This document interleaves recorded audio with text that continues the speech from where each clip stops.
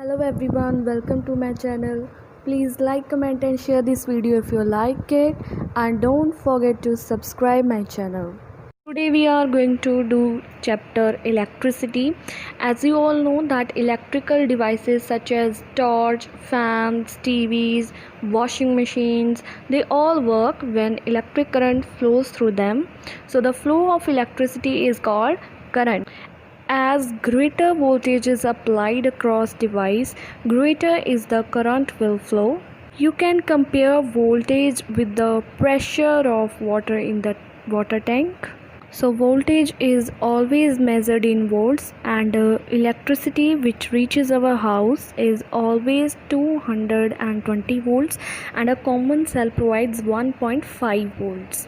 As the number of cells are connected, more and more voltage adds on. For example, if you have connected two cells of 1.5 voltage, a battery of 3 voltage will be formed. So a group of connected cells is called a battery, and the strength of a battery increases as you keep on adding the number of cells. So now next is electric circuit. So the electric circuit is actually a path along which an electric current can flow. So this is called electric circuit. To make an electric circuit, bulb and connecting wires are connected to each other, and key is connected to open the circuit. So here you should know the meaning of open circuit and a closed circuit. So when all the wires are connected well, the circuit is said to be closed, and when there is any breakage between the wires, the circuit is said to be opened, as you can see in the picture.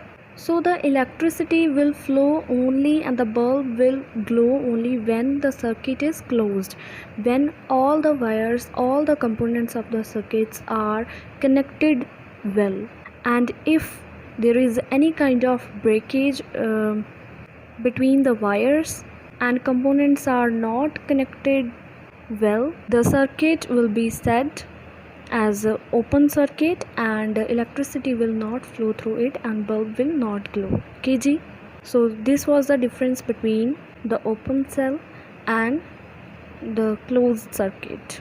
So next we are going to do the topic, that is resistance. So resistance is actually a hindrance to the flow of current. You can relate the hindrance with the a bumpy road on which a car is going on. So as you know that on bumpy road it will be difficult for car to manage its speed, so the speed of car will slow down. So in the similar way, resistance actually slows down the speed of current through circuit. So there is an important term which you should know, that lower the resistance, greater the current will flow through the circuit, and if there is a high resistance, there will be low current flow in the circuit. So resistance depends upon types of materials. Metals have actually low resistance, so that is why they can conduct electricity and heat very well, whereas some materials like plastic, rubber, wood, they do not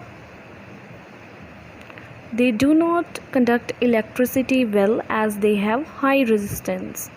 So dear students, all these things which I have discussed in this video, they are very important and you should keep in your mind. So thank you for watching. In the next video we will discuss about heating effect of current, and about the electromagnets and other effects of heat.